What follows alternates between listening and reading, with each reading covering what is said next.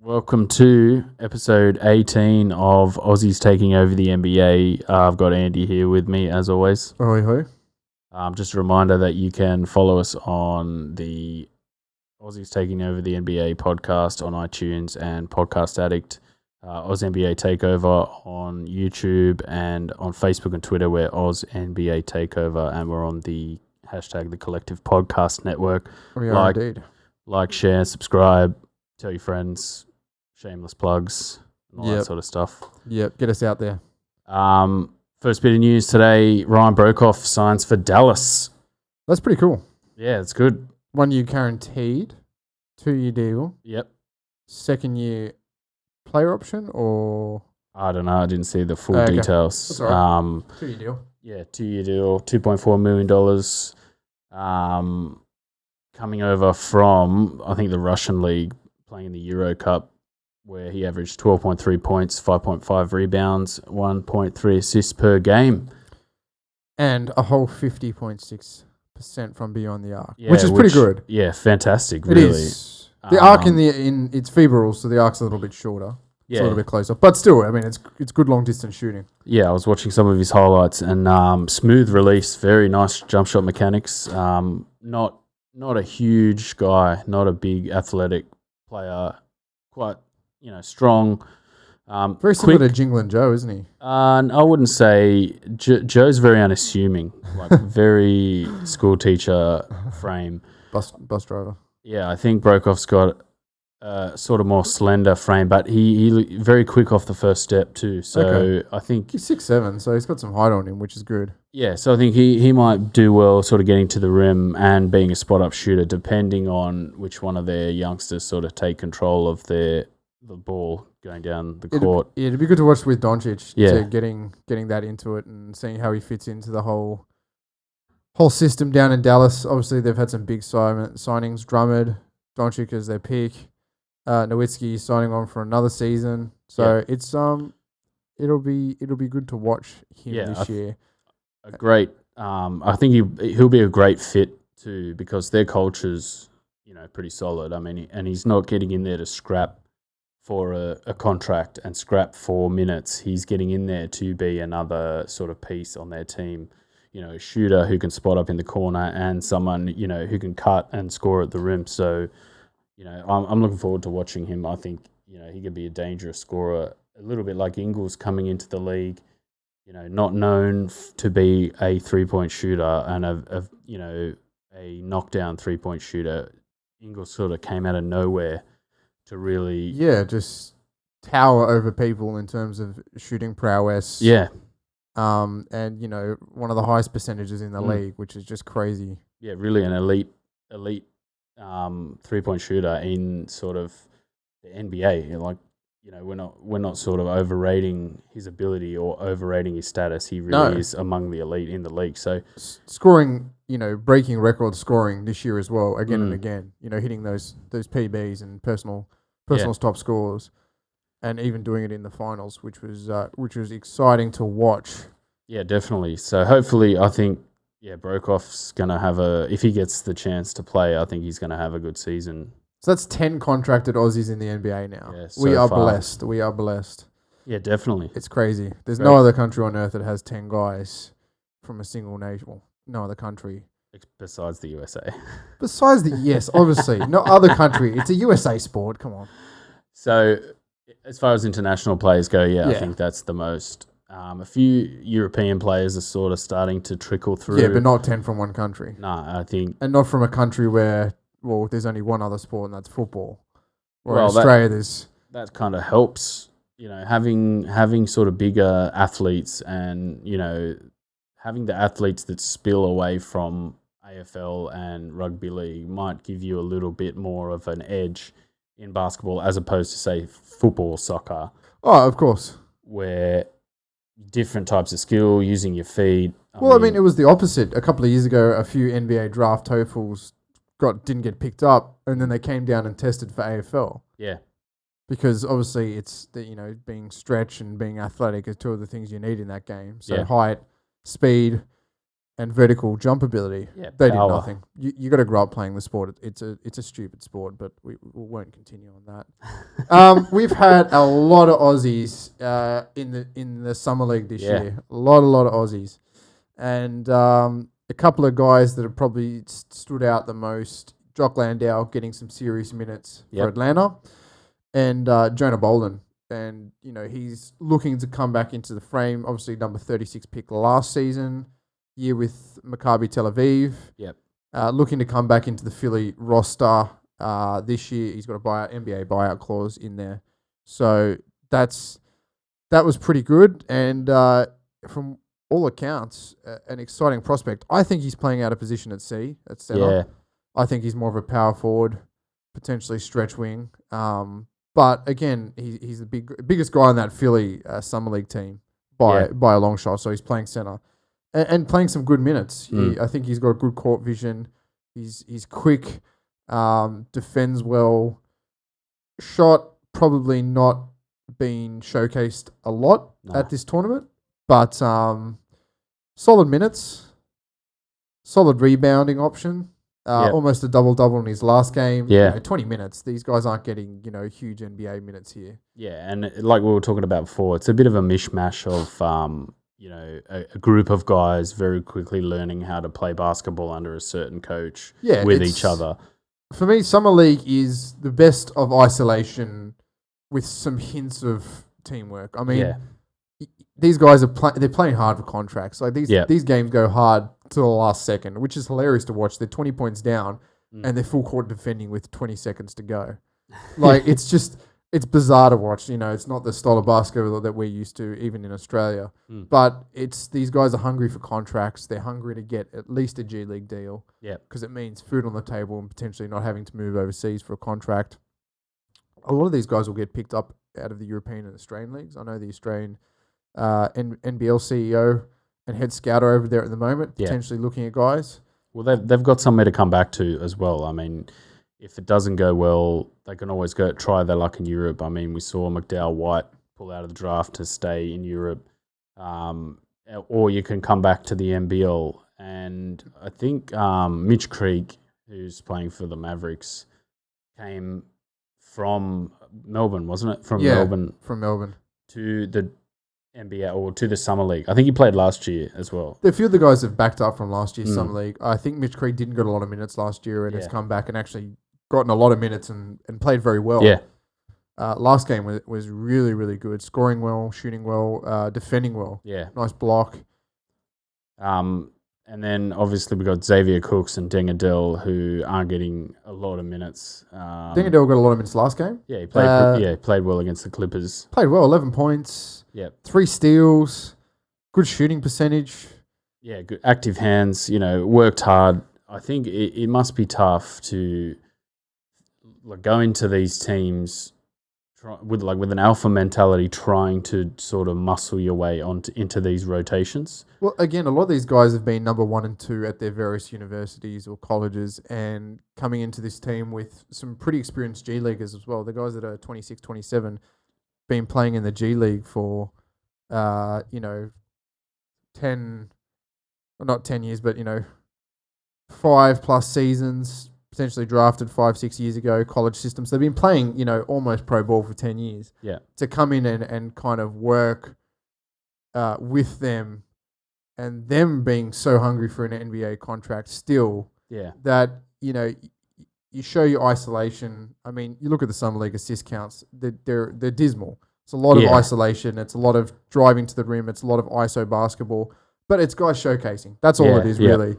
And Dengadell did not do himself any disservice last game. Really, really good. Didn't really get any minutes before that, but played well, looked good, looked athletic, I think, which is, I think, a big part. And obviously from the 3 steals, got a bit of defensive prowess as well, which is nice.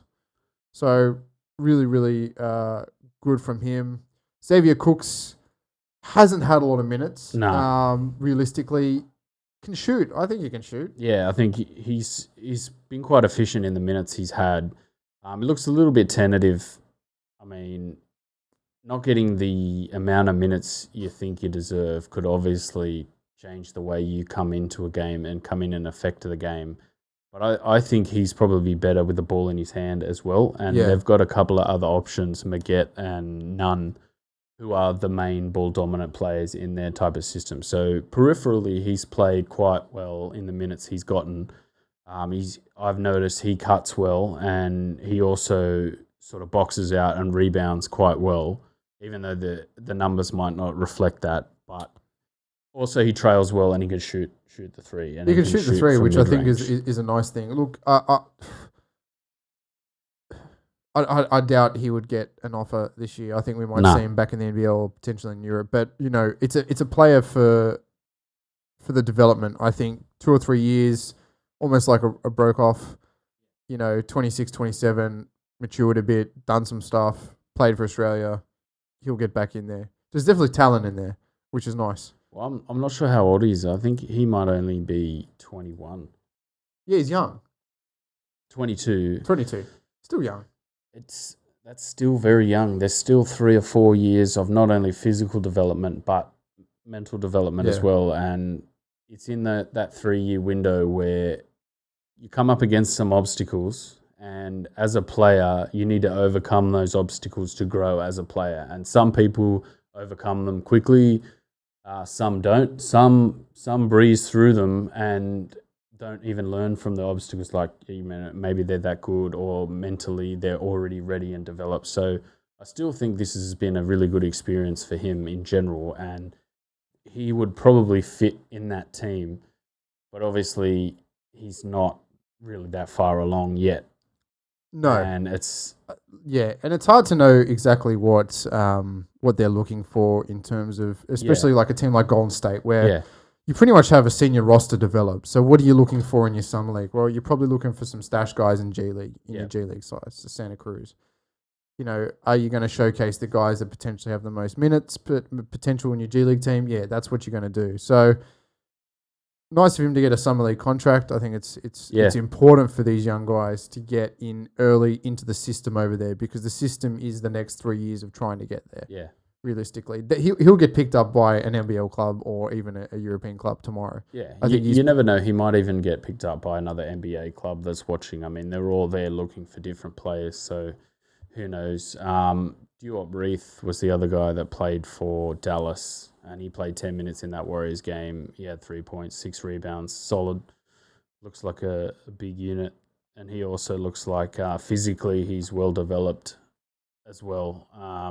I don't know if he's going to get into that Dallas team. I think Mitch Creek, with the signing of Broekhoff, that probably puts Mitch Creek one step back from maybe getting a contract with Dallas. Yeah, but I think there's a few other teams looking for some experienced power forwards. And I think out of those three, out of those two, Duop Reith and Mitch Creek looks further developed. Oh yeah, well, I mean, Mitch Creek's 27. He's been playing a while. He's played a lot of Boomers ball, a lot of NBL. So he's got the talent there to back up, and the years of experience playing professional basketball.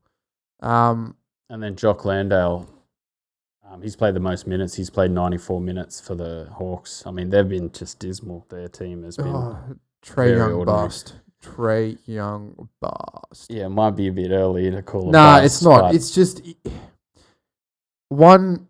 He plays too much in isolation, even for NBA, and he's not tall enough to do that. He's not going to be able to shoot over guys like a Kevin Durant. So your best ISO plays, unless you have amazing ball handling skills like a Chris Paul, or you're 7 foot and can shoot over anyone, you're going to struggle. And you saw him struggle in the first 3 games.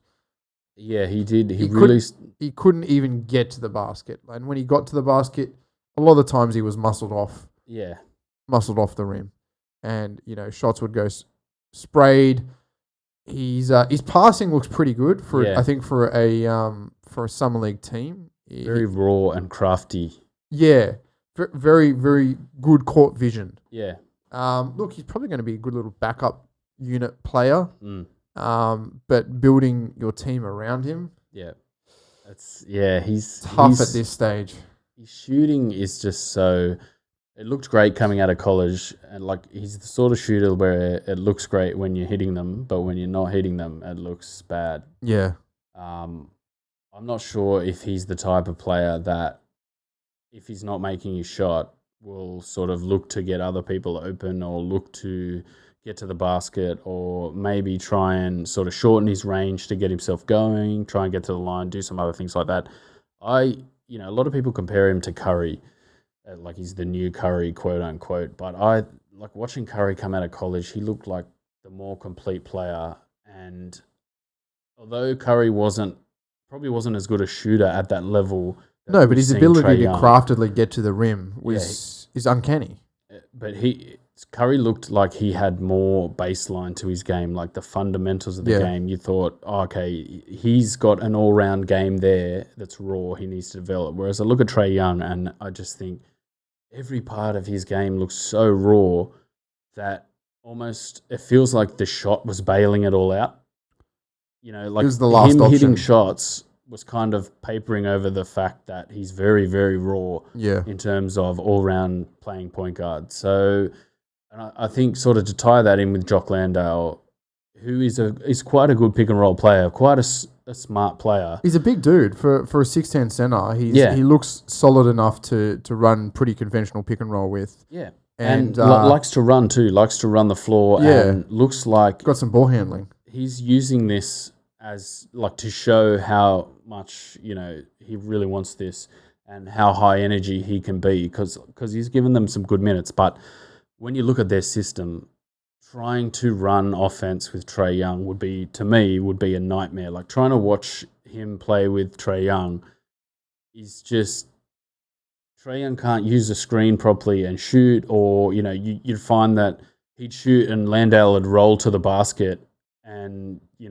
kind of be looking up thinking, oh, well, I've rolled to get the pass, I'm wide open, but he shot. Or, he'd come up to set a screen and Trae Young would dribble past the screen and then back through the screen, and Landale would almost have to spin around looking left and right trying to get out of his way. So I think that's kind of affected the way Landale sort of had an impact on their team. But, I still think it's not necessarily Trae Young is a bust. It's just he's so raw and so just all over the place. Look, like a whirlwind. There's a long time between now and the start of the season. Yeah. And there's obviously a team there to build around, and there's a system in place. So he'll slot somewhere in the system. The Summer League, for my mind, really going over it thoroughly this year, it's a bit of a strange beast. Yeah. It's throwing a bunch of kids who are pretty raw into essentially a contract. Free for all. Yeah. Maybe one or two will get a contract, an NBA contract, maybe. Maybe a couple will get a G League contract. Yeah. And then you've got scouts from pretty much all over the world coming and trying to see if they can pick. And a lot of these good guys looked really good when they played with the same guys week in, week out. They were team players. Jock Landale's one of them, scoring 20 plus points a game at St. Mary's. Team player. Sets the pick and roll, is there on the offensive rebound, knows where his guys are in space. And then you go into a system where it's Trae Young trying to show off his talent. Yeah. And it not working from a team perspective at this point. And I think that's really the shame of seeing these guys in Summer League, is that you don't get the best out of what they bring. So my advice to that is go back and watch some of their highlights from college, because I think that showcases more about what these guys are about than the Summer League ball. I think you've almost got to take a step back and watch each individual player, like you said. Like you've got to watch and evaluate each player on their own, because trying to look at them as a team and watch how they interact, doesn't work. It's a mess. Like it feels like it's a bit of a mess. Especially this Atlanta team. I mean, Golden State, they started off quite well. Philly actually looked like they were coached quite well, and they had some coherence with Bolden playing center. I mean, you think that he'd probably be better at playing power forward, but he at least looked like he had the spatial awareness to play his position properly. Yeah, look, I think he's got spatial awareness for a center, and he's the same stats as Antetokounmpo. Yeah, tall, same physical stats. Same physical stats. but for my mind, is that kind of Thon maker stretch Yeah. four, and a good power forward option. Maybe stacking on another 10 pounds of muscle in Philly will give him the size in order to drive successfully to the basket. But in practice, he shoots the three ball well, passes off, is good defensively. So good in terms of sitting into the Philly system. Yeah. I think that, with the departure of Ilyasova, Yeah. Bellinelli, Yep. especially Ilyasova, there really is that need for that kind of backup power forward outside of Saric. So I think a good fit into the Philly system. Other than that, yeah, it's you're right. It's just such a mess. Like trying to watch this.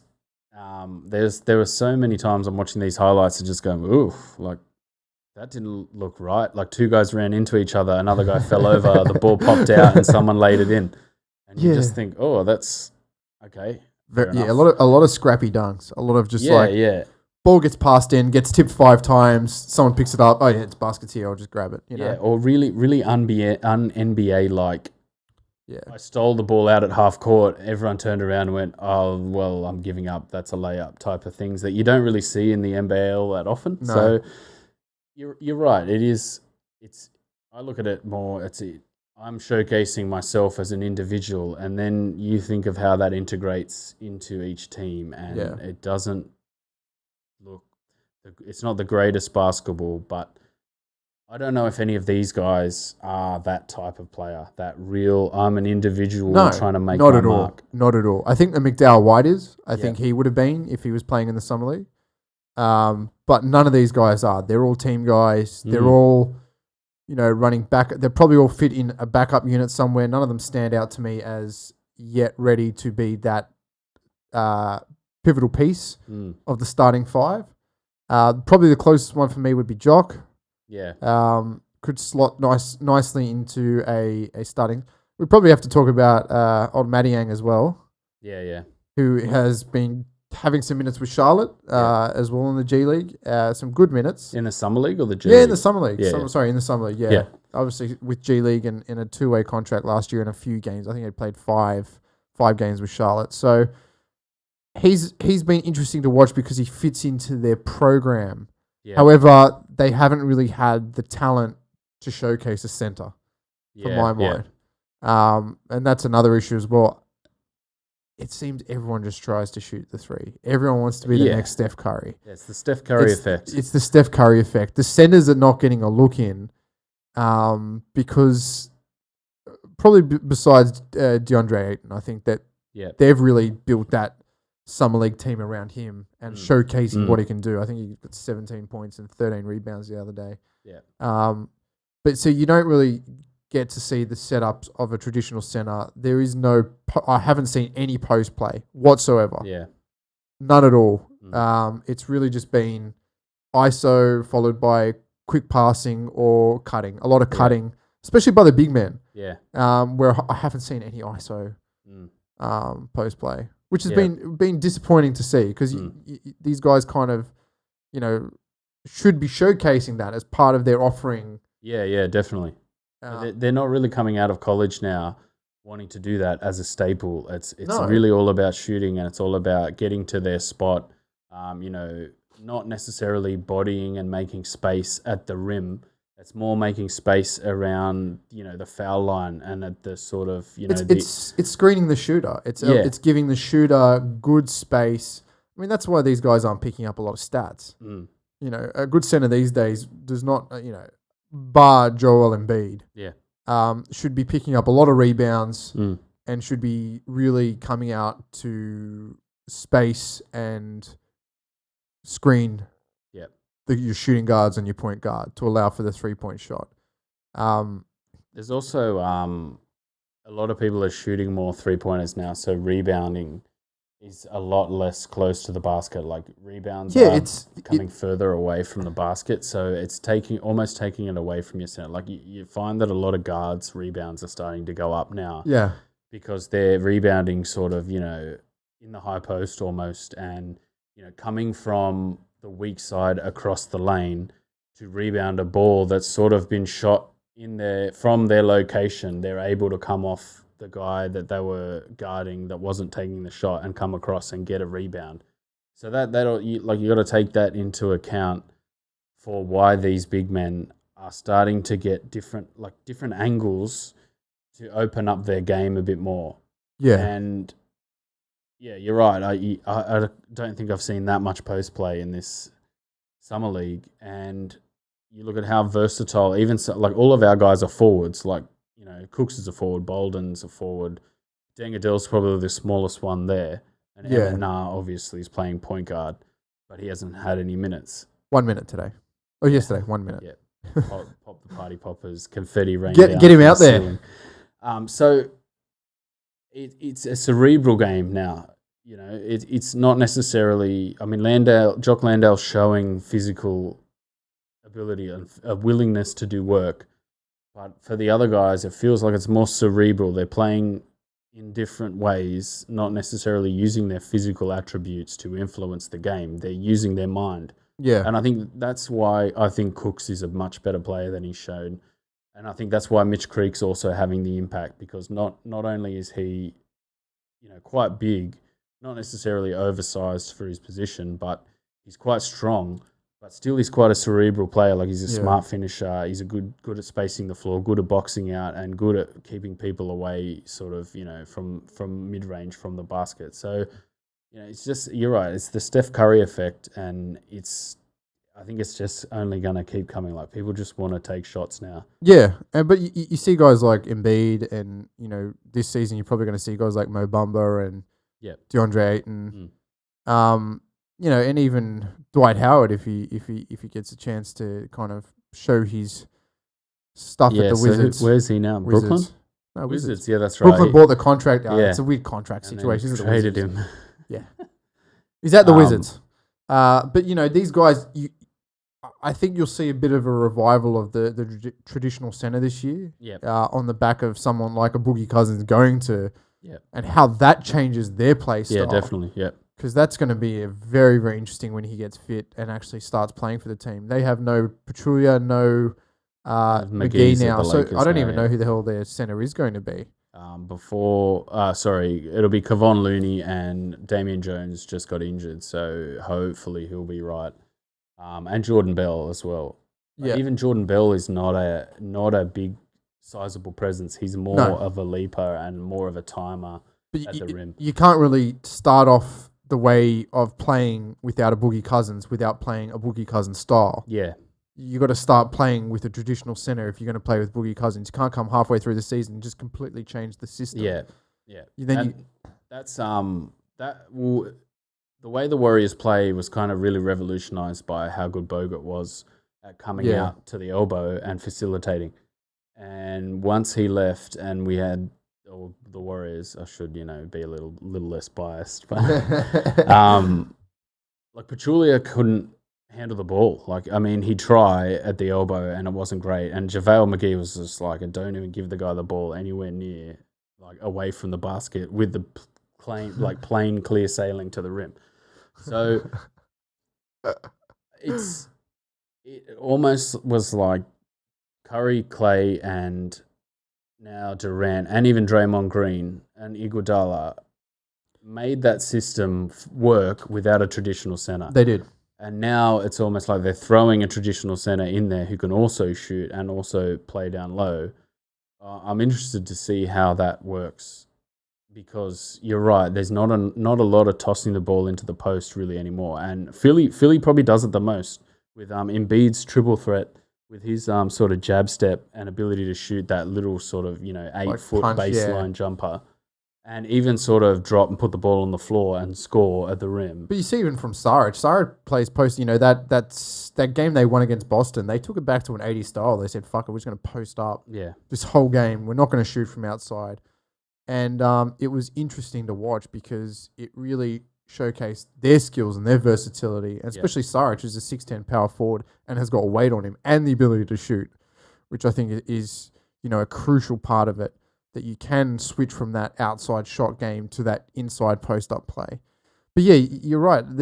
Philly is really the only one that really does it on a nightly basis. Yeah. of the elite teams, I mean, I didn't watch a lot of the peripheral teams, sort of the non-seed teams. Yeah, well, last the year. tanking teams.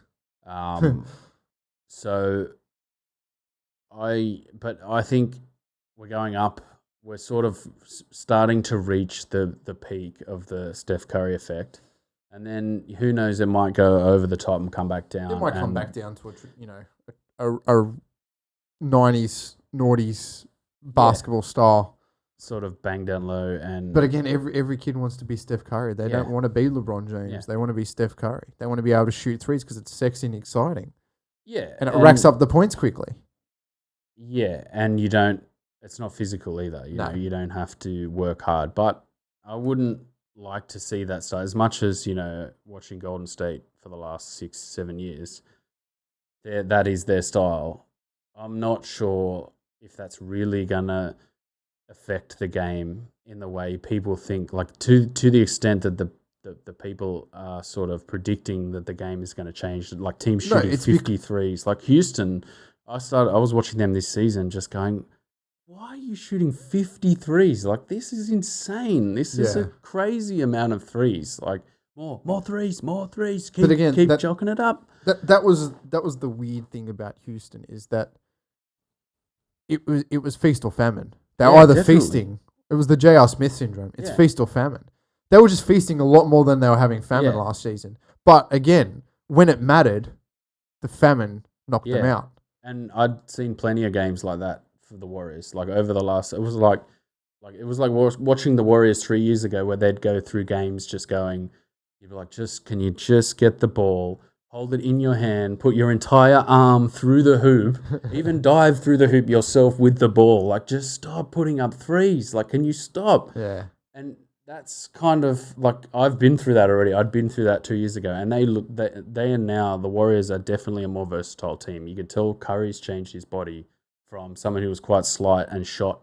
Now he's very bulky, and his ability to get to the rim and like finish through traffic it kind of goes a little bit under the radar. Like a lot of people, it does. I mean, you watched in this in the final series is that when the threes weren't dropping, he was getting to the rim. Yeah. And that's the difference. And when Clay's threes weren't dropping, he was getting to that 10 to 15, and that 10 to 15 jumper is something he's really gotten better at over the years. He's really worked on that. The spinning sort of fade, that sort of drop the shoulder and then fade away. And there's levels to that type of thing. There's levels to watching a game of Summer League and just going, ooh, it's a mess, to watching having a year of development where I get to this spot and I take this shot the entire year, and that's my spot. That's what I do. Trying to throw that into a Summer League system, obviously more often than not, you're going to get to that spot and nothing's going to happen because nobody knows what you're doing. Yeah, exactly. And, in some aspects, it's not a great showcase of what these guys can really do. But in some aspects, the same for the American players as well, I think. It's the only spot they can perform. You know what I mean? It's the only shop window they have. Well, it's the showcase event to get a contract. Yeah. If they don't showcase well here, well, then they come back in 12 months and do it again. Or they have just such an outstanding year, and wherever they are, they're lucky enough to get picked up like Broekhoff and get a $2.4 million contract. Yeah, I mean, out of nowhere. And even Rick Carlisle. But again, it is a peanuts amount compared to any other player. Like a mega deal, like we looked at that John Wall deal where I think it was 4 years. After 4 years, he's getting paid $44 million, and he had to opt in. Yeah, he's got the opt-in, the player option. Take that, buddy. Yeah, I'll take that for sure. But it's part of when people sort of look at the loyalty of players and think, why are you so disloyal? And then you look at how many different players it just can turn like that, and you're out of the league and you're no longer earning any money. Yeah. Your career is basically over. You were in the NBA for 2 seconds. I could not believe that Luol Deng's contract at the Lakers. Yeah. $17.4 million a season. Hasn't played. No, won't. They can't get rid of him. They can't. They signed him for 5 years. Yeah. But there's so many different things like that. And that's why sometimes when people sort of say players are disloyal, like like Boogie joining the Warriors. Oh, that's He's not disloyal. Or Durant joining the Warriors, that's a snake move. I always think to myself, man, the amount of people that would kill just to play in the NBA at all. Yeah. Look, Durant's move was purely out of the fact he wanted to win a championship. Yeah. He's a max contract player anyway. Yeah. And he will get a max contract next time after this 2 years is up. Well, he's signed the max now. I think he took a little bit less. Like he opted to take a little bit less. He took a little bit less to stay. But I mean, he will be a $158 million man in the next couple of years. Somewhere. And he deserves it too. Oh, he's an amazing player. It's also a culture thing as well. I don't know how many of these teams really have the culture, sort of the joy of playing basketball as part of their ethos. Fucking Kawhi Leonard. I think they do, but it's just Kawhi. It's based around their ability to play, as opposed to we all know we're great, and when we put it all together and it all works, it's enjoyable. And I think that's the ingredient that a lot of these other teams don't really have.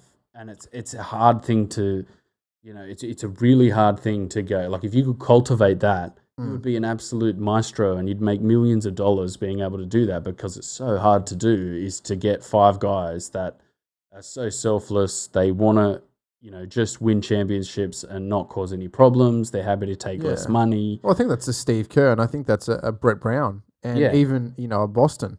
Yeah, definitely. Brad Stevens has got that as well. He's got that as well. And this is why they're able to sign players and keep players.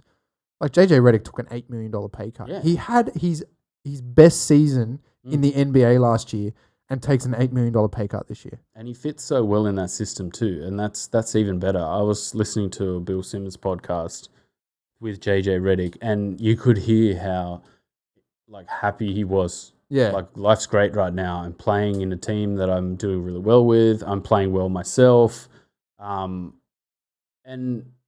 how many other players around the league have that luxury to, have life be great in their where their contract, where they're playing right now. They're just such small windows, and there's only 2 teams that come out of each conference every year. Yeah, exactly. And so, to tie that back into just how close our Aussies are to getting a contract, you've got to stay really hungry, and you've got to stay right in the face of the league. You got to go to every training camp opportunity. You got to go to grab everything. And if you're not, I look at these guys and I go, none of these guys really are that alpha player who has that little, the Ben Simmons. You knew, watching Ben Simmons at LSU, you looked at him and you just went, this guy is going to be great. Look at the way he carries himself. Look at the way he can handle the ball. It's the ball handling, the 6'10", and the ability to friggin' dunk over anybody in the league. And you could tell, even his court vision, you could feel it. It's similar to the Curry Trae Young thing, where I could feel Curry. You could just see it. You can this guy has something here. Whereas Trae Young, you think, you thought he was warranted the pick based on his college performance. Definitely. But you're coming into the summer league, you're like, for my mind, raw, very raw. The player for the summer league for me so far is Colin Sexton. Yeah, 8 pick at Cavs. He's been really good, solid, very solid. Great for Cleveland, because they've had some. And now then with LeBron leaving, there's going to be a big vacuum of what the hell they're going to do. They need to just wait. I mean, I think they should build a team around Kevin Love, trade for picks, get rid of J.R. Smith, get rid of George Hill, get rid of half the players there. Clarkson. That's just like a Hood. I think you need to give some time to. I think Hood's good. Hood is good. And I know that's great. I think Hood has that developmental opportunity to be someone of a versatile player. But the rest of them you got to get rid of. It's just Tristan Thompson's just a clogged toilet. Yeah, you just need to hit flush, man. It's But that's also the LeBron James effect too. I mean, you have to think about who Cleveland started with last year. Yeah. Isaiah Thomas. Yeah. Dwayne Wade. Derrick Rose. He just went, let's bring all these people to Cleveland. Yeah. And then nothing worked. I mean, Isaiah Thomas had 29.8 points per game the year before at the Celtics. Yeah, Boston before he had that hip injury. Yeah. And even that was very stab a guy in the back from Boston to just be like, yep, we'll trade you for Kyrie Irving, no worries. Yeah. Which I would have done that trade any day of the week. Of course. For sure. Like a fit Kyrie Irving this season and a fit Hayward this season. It'll be very interesting now that LeBron's gone.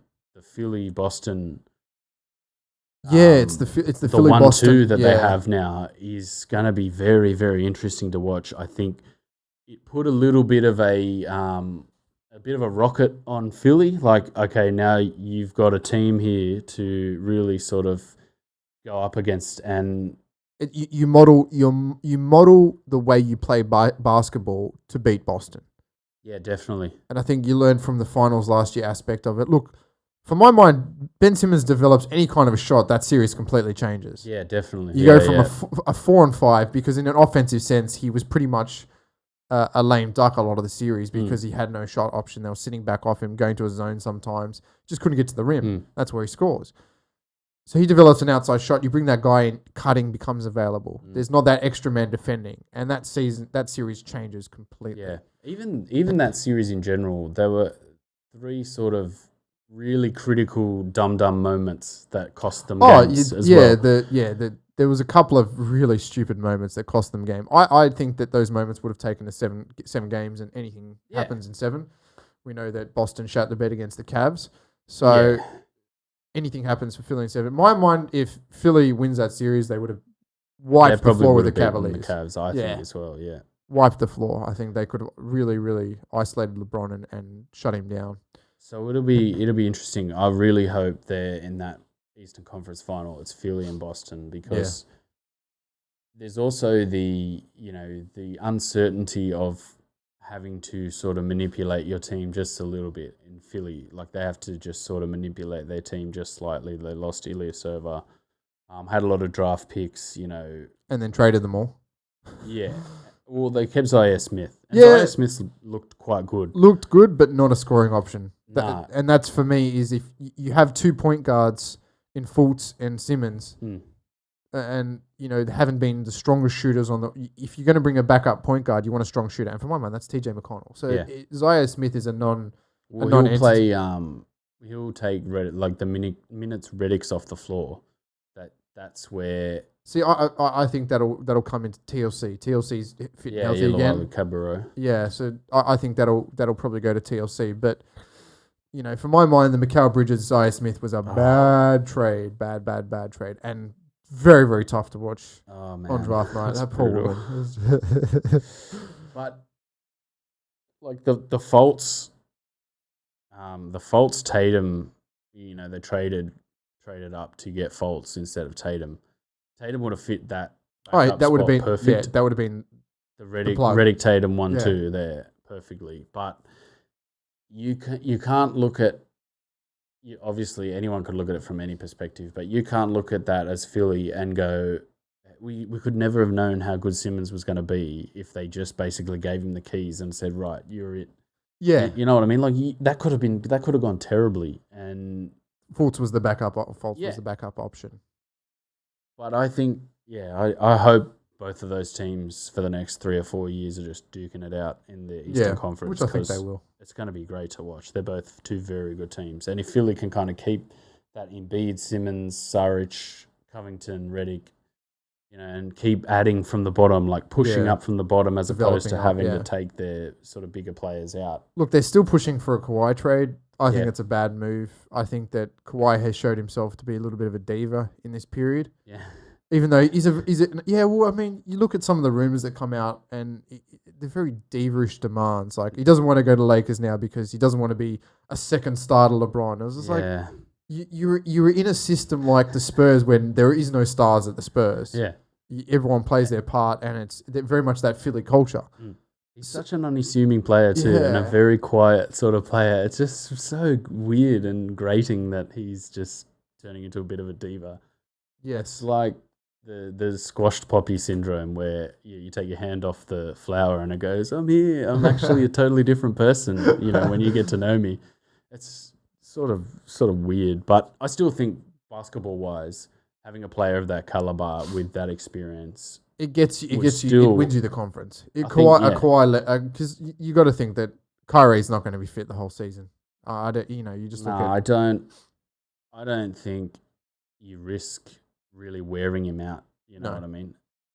You don't risk making him play 82 games. No, you got Terry Rozier there. He's a good backup. And then now that LeBron's gone, it's the door's wide open. Yeah, really. Yeah, I don't think any of these other teams are going to really make the moves that really elevate them. I think Boston, Philly, and Cleveland were the three teams, and now it's kind of like Cleveland's out of the picture. So it'll be interesting anyway. I think was there any other news? It was only they've scheduled the games for tomorrow. That's what. Cool. Yeah. So the Summer League runs the 17th. So we'll do a full wrap up just after. Just kind of stopped, and I couldn't find anything on the NBA website. Yeah, I knew it ran to the 17th, but I think there is I think a little tournament. I think there is a finalist. Yeah, there's some leaderboard and some round robin stuff. And you can't find any info on it. Convoluted as fuck, but Yeah. So Brooklyn's going to play Houston tomorrow, Chicago and Dallas. So we'll get to see Creek and Diop Reith again. Landale and Atlanta playing Indiana, and then Cooks will play the Hornets. With is Mango Madiang playing? Yes, he is.